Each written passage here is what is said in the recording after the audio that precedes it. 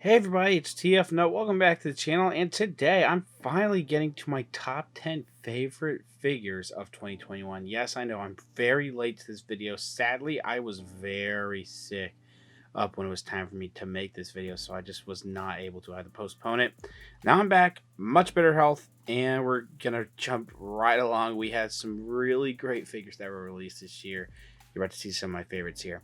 One thing I want to give an honorable mention, it's not really a figure, but I think it deserves some love, is the McFarlane Toys Batman Curse of the White Knight Bat Cycle. I think it's a very cool piece that can work with not just your McFarlane Toys Batman figures, but other Batmans as well.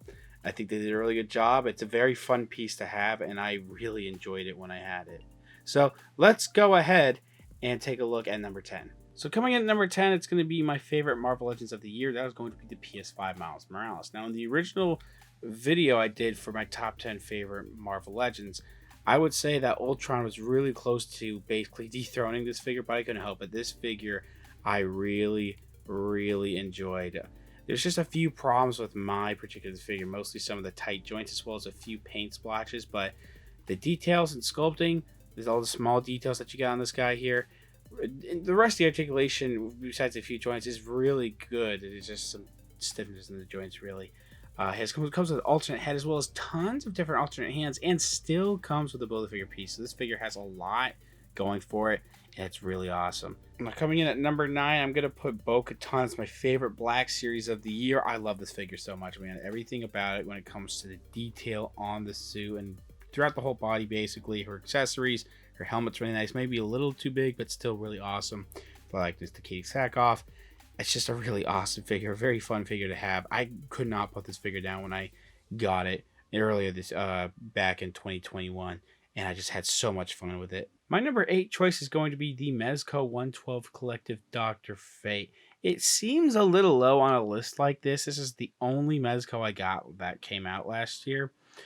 Yeah, I would say it's a bit low. Over time, when I initially got it, I had a lot of fun with it, but over time, I didn't really. And not that I hate the figure or anything, I just didn't really see myself picking it up that much. I mostly wanted to see it displayed than play with it, just because it has all these soft goods and intricate pieces going on with it.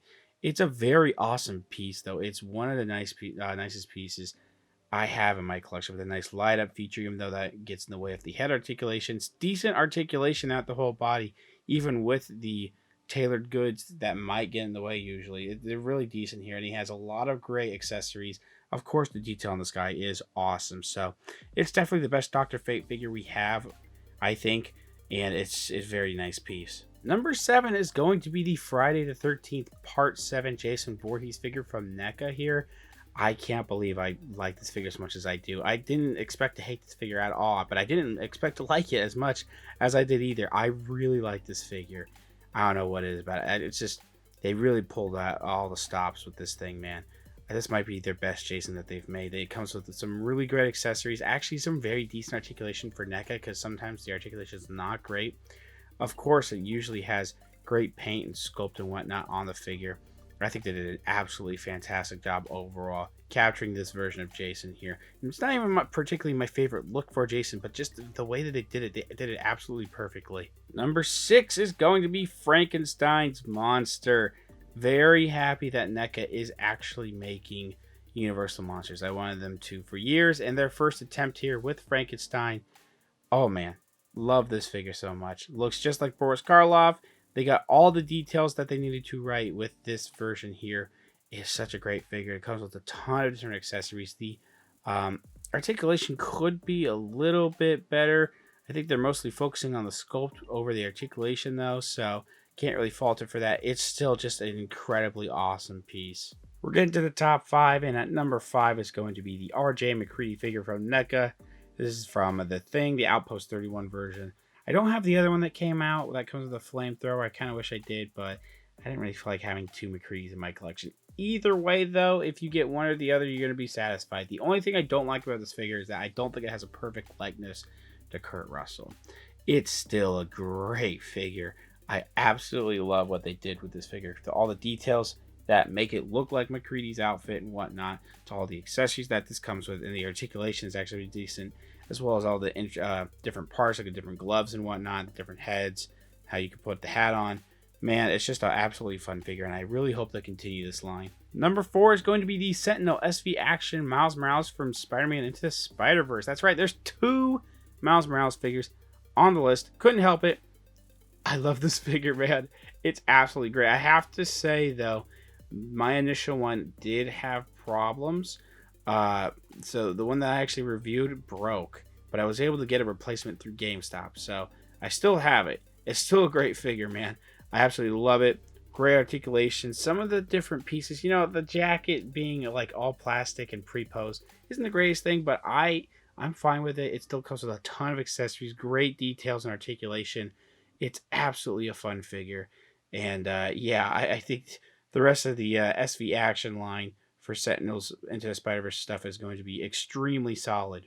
All right, so top 3, I'm not going to lie to you guys, might be a little bit biased, a little subjective here, because some of the previous figures objectively are better than some of the stuff you're going to see here, but I just can't help but put Geralt of Rivia, the gold label version from McFarlane Toys Witcher 3 line, at number 3. I love this figure. I got it super early in 2021, and there were many times where I just could not put it down. It's not a perfect figure. I think the fact that it has some soft plastic pieces to cover some joints kind of gets in the way of the sculpt, but man, most of the sculpt and detail and paint is awesome. The holsters for the swords being exposed isn't amazing. The detail on the weapons isn't great either, but that looks like Geralt from the game, I think. And even then, the articulation is actually pretty decent too. So I absolutely had so much fun with this figure. I could not help but just pose it over and over again.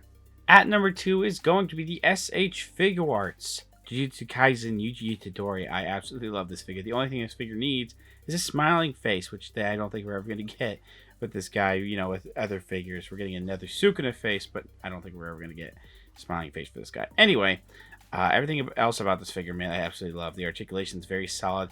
Some of the paint could be a little bit better, but I mean, it's not bad paint. It's just mostly a lot of the plastic is molded in a certain color, not really painted, but that doesn't mean it's not well detailed. It's very well detailed. Other parts of the figure are really nicely painted and whatnot. It comes with a lot of nice accessories, pretty much everything you need.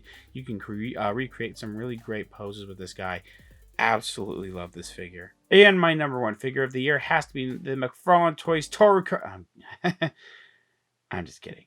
My number 1 figure of the year is actually Satoru Gojo from SH Figure Arts Jujutsu Kaisen line. Man, I absolutely love this figure. The problems I have with Yuji, where you need a smiling face or anything, not a problem here. Everything that Gojo needs, he comes with. FX piece maybe could have been done for this guy, but he has such big effects that it would have been a very expensive figure. So this thing here is absolutely awesome. Love the details. Similar, kind of, not really a complaint with the paint on this guy. It is mostly molded in this color, but it still looks good no matter what. Again, articulation's great. All these alternate pieces that you get for this guy is really great, and it's just such a really nicely detailed and beautiful figure to have in your collection. I know this is very subjective for me because I absolutely love this series, but man, what this figure needed to do, it did perfectly. Thank you guys very much for watching. That's it for my video. Sorry I'm very late. Again, I was very sick, but I'm better now. Let me know your thoughts down in the comments below and what some of your favorites of the year were. Thanks again for watching. Please subscribe to the channel if you haven't already. Leave a like, share amongst your friends, as well as follow me on Instagram, and I'll see you guys later.